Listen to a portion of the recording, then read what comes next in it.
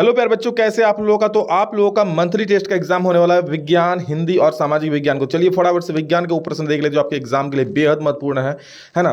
चलिए, और हाँ चलो, पहली बार आए सब्सक्राइब जरूर कर लीजिएगा हर एक वीडियो को पाने के लिए और आगे के हर एक एग्जाम की तैयारी शानदार तरीके से करने के लिए। देखिए, इसमें हम लोग देखने वाले विज्ञान का, जिसमें आप लोग का 20 नंबर का पूछा जाएगा कक्षा 9वीं में।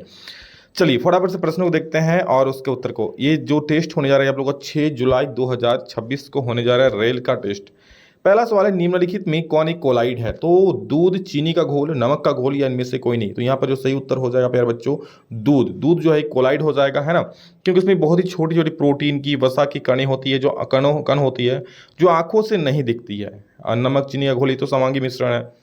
सर्वप्रथम तत्व शब्द किसने प्रयोग किया था। सबसे पहले जो तत्व शब्द है प्यारे बच्चों, किसने प्रयोग किया था। रॉबर्ट बॉयल ने, रॉबर्ट हुक ने, अल्बर्ट आइंस्टाइन या फिर न्यूटन ने। तो याद रखिएगा रॉबर्ट बॉयल, है ना, ऐसे बॉयल्स लॉ भी आगे जाके पढ़ोगे आप लोग। तो रॉबर्ट बॉयल ने प्यारे बच्चों सबसे पहले जो है तत्व शब्द का प्रयोग किया था। बता दो, इससे पहले आप लोगों को और एक वीडियो में अपलोड किया हूं, है ना, क्लास 9 का वीडियो सेक्शन में मिल जाएगा, उसको जरूर देख लीजिएगा। ये 2 वीडियो जाकर देख लीजिए, है ना, फिर आपको कोई टेंशन लेने की जरूरत नहीं है। आगे देखिए, अगला सवाल है हमारा कि जब कपूर को किसी बर्तन में खुली जगह पर रखा जाता है तो उसकी मात्रा कम होने लगती है। यह किस प्रक्रिया के कारण होती है। तो जब कपूर को आप खुले में रखोगे ना तो सीधा ठोस से क्या हो जाएगा, भाप बन, मतलब कह सकते हो गैस बन जाएगा, है ना, गल जाएगा, गलेगा नहीं, मतलब गायब हो जाए, गैस बन जाएगा। तो उसे हम लोग प्रक्रिया को बोलते हैं ऊर्ध्वपातन। जब कोई पदार्थ ठोस से डायरेक्ट गैस बन जाता है उसे हम लोग क्या बोलते हैं, ऊर्ध्वपातन। निम्नलिखित में से कौन एक यौगिक है। इनमें से आपसे पूछा है कि कौन एक यौगिक है। ऑक्सीजन, नाइट्रोजन, कार्बन डाइऑक्साइड की हवा। देखिए, ऑक्सीजन, नाइट्रोजन ये तो एक तत्व है।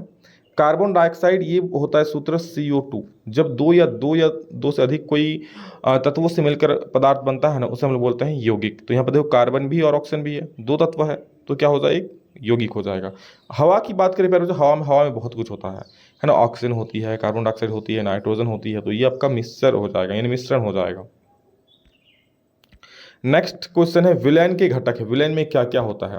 तो देखो, विलयन में जो होता है ना, विलयन में क्या होता है, विलेय और विलायक। क्योंकि विलयन जो बनता है किससे बनता है, विलेय और विलायक से मिलकर। जैसे आप चीनी का घोल बना दिए, चीनी का शरबत बना दिए, किससे बनाओगे, चीनी और पानी से। तो यहाँ पर जो ज़्यादा मात्रा में है पानी हो विलायक हो जाएगा, जो कम मात्रा में चीनी हो क्या हो जाएगा, विलेय हो जाएगा। यानी ये जो बनता है विलेय, ये आप लोगों का क्या, विलायक और विलेय से बनता है, यानी ऑप्शन नंबर बी सही हो जाएगा।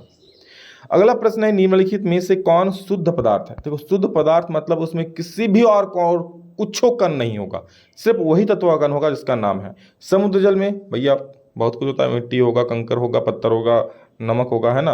बालू में भी बहुत कुछ, मिट्टी, कंकर, पत्थर होगा। ऑक्सीजन गैस, ऑक्सीजन गैस की बात करोगे तो ऑक्सीजन गैस में सिर्फ ऑक्सीजन ही होगा, है ना। मैं हवा की बात नहीं कर रहा हूँ, हवा में बहुत कुछ हो सकता है, पर अगर मैं ऑक्सीजन की बात करूँ तो क्या है, सिर्फ ऑक्सीजन ही है ना। तो ये आपका शुद्ध पदार्थ हो जाएगा। बाकी वायु में तो भैया कई सारे गैस है, हवा में, है ना, हाइड्रोजन, ऑक्सीजन, नाइट्रोजन, तो ये आपका मिश्रण हो जाएगा वायु। पर अगर शुद्ध पदार्थ की बात करें तो क्या हो जाएगा, ऑक्सीजन। चलिए, उसके बाद हम लोग देख लेते हैं लघु उत्तरीय प्रश्न को। जो आपका पहला प्रश्न है वो क्या बोल रहा है कि निम्नलिखित में भौतिक और रासायनिक परिवर्तन की पहचान कीजिए। इनमें से कौन भौतिक है, कौन रासायनिक है। तो बस आपको उसके सामने लिखना है। लोहे में जंग लगना, क्या लिखोगे, एड्रेस देख के कि ये रासायनिक परिवर्तन है ना, क्योंकि आप उसमें ये रासायनिक प्रक्रिया होती है ना। दूध से दही बनाना, भैया आप एक बार दूध से जब दही बना दी, वापस दही से दूध बना सकते हो क्या, नहीं बना सकते हो। तो ये भी एक रासायनिक परिवर्तन हो जाएगा। लकड़ी का जलना, लकड़ी को जलाओगे तो काला राख हो जाएगा, उसका पूरा क्वालिटी बदल जाएगा, राख से वापस लकड़ी भी नहीं बना सकते हो। तो ये भी एक रासायनिक परिवर्तन हो जाएगा। मोमबत्ती का पिघलना, हाँ मोमबत्ती का पिघलना, मान लो कोई मोमबत्ती है, पिघल गया, पिघल के लेकिन उसको वापस मोमबत्ती तो बना सकते हो आप, है ना, फिर से इससे दो मोमबत्ती बन जाएगा। तो ये ऑप्शन नंबर डी जो हो ये भौतिक परिवर्तन होगा। अगला प्रश्न है, टिंडल प्रभाव क्या है, फिर वायु के मुख्य अवयव क्या है। सभी मैं अभी एक एक करके सबको उत्तर बताता हूँ, चिंता ना करो, है ना।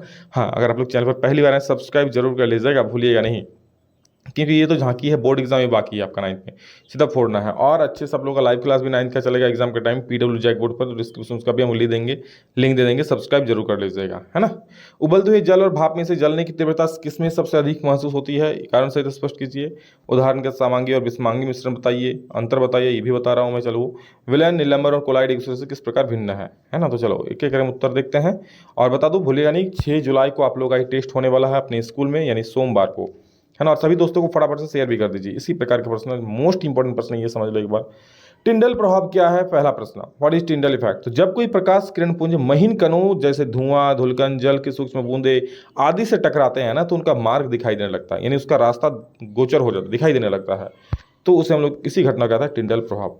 जैसे आप देखते होंगे घर में, मान लो कहीं अगर टाली जानते हो ना, टाली खपरा का घर है, अगर किसी का होगा तो देखना कहीं अगर छेदा वोदा होता है, ये मतलब कहीं भी देख सकते हो, कहीं छोटा सा अगर होल है तो वहाँ से जब प्रकाश आती है ना, वहाँ पे बहुत धुलकन दिखती है ऐसे, यानी उससे क्या, वहाँ प्रकाश का रास्ता दिखाई पड़ रहा है ना, कि चलो प्रकाश आ रहा है, इस प्रकार से एकदम रास्ता दिखाई पड़ता है ना, एकदम पूरा सीधा, इसे कहते हैं टिंडल प्रभाव।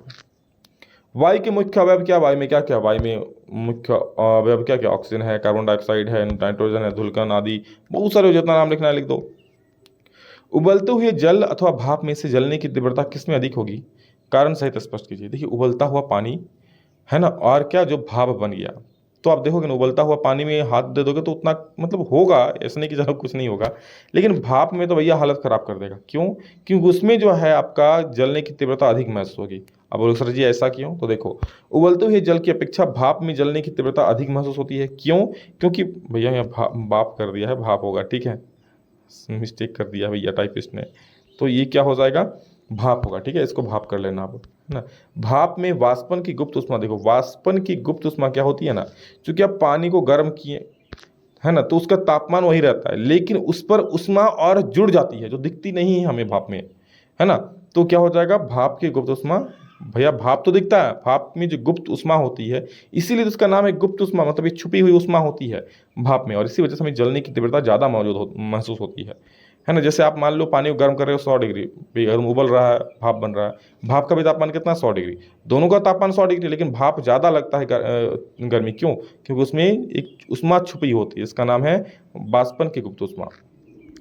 अगले उदाहरण के साथ समांगी और विषमांगी मिश्रण अंतर बताइए। समांगी मिश्रण क्या होता है? वह मिश्रण जो जिसकी बनावट समान हो, यानी एक जैसा हो पूरा विलयन, जिसके कणों को अलग अलग नहीं पहचाना जा सकता, समांगी मिश्रण कहते हैं। जैसे नमक और जल का घोल, नमक और जल को घोलोगे ना, पूरा का पूरा बनावट एक जैसा है, कहीं से एको चम्मच पानी निकाल के पियो नमकीन लगेगा, है ना, ऐसा थोड़ी कि ऊपर में कम नमकीन नीचे में ज़्यादा नमकीन। तो ये नमक और पानी का मिश्रण, ये एक बनावट एक जैसी होती है, और इसको अलग अलग कणों को पहचाना नहीं जा सकता। अब बोलोगे भैया ये देखो नमक का कण है ना, अगर अच्छे से घोलोगे तो नहीं मिलेगा। विषमांगी मिश्रण क्या है? ऐसा मिश्रण होता है ये जो जिसमें विभिन्न पदार्थों के कण समान रूप से नहीं मिले होते हैं, है ना, अलग अलग दिख जाएगा, और इन्हें आसानी से अलग अलग देखा जा सकता है। विषमांगी मिश्रण यानी समझ लो, समांगी मिश्रण के कणों को आप नहीं देख सकते हो, विषमांगी मिश्रण के कणों को आप देख सकते हो। जैसे बालू और पानी का घोल घोल दो भैया, देख पाओगे, है ना, लोहे के बुरादे और बालू का मिश्रण कर दो तो वो अलग अलग दिखेगा। मिट्टी और पानी को घोलोगे अलग अलग दिखेगा, अगर मिट्टी में बालू का कण नहीं दिख जाएगा, सॉरी बोल रहे हैं, पानी में मिट्टी का कण नहीं दिख जाएगा, दिख जाएगा। तो ये है विषमांगी मिश्रण। और अंतिम प्रश्न जो बड़ा प्रश्न है दीर्घ उत्तरीय का, कि विलयन, निलंबन और कोलाइड एक दूसरे से किस प्रकार भिन्न है? तो विलयन क्या होता है देख लो, यह दो या दो से अधिक पदार्थों का समांगी मिश्रण होता है।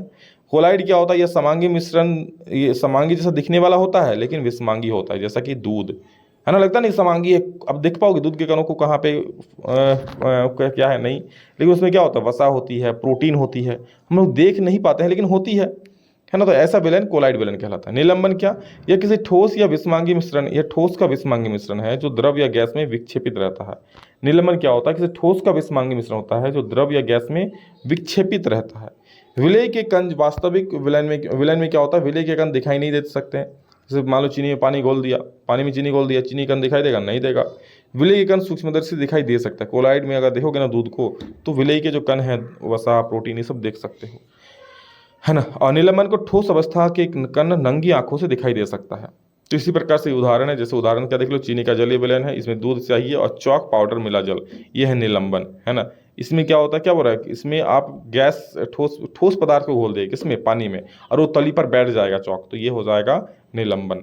ठीक है, तो चलो इस वीडियो में इतना ही रखते हैं, बाकी आप लोगों का और भी सब्जेक्ट अपलोड कर देंगे, जरूर देख लीजिएगा। ठीक है, इस वीडियो में इतना ही, मिलेंगे दूसरा में जल्दी, तो जय हिंद, वंदे मातरम।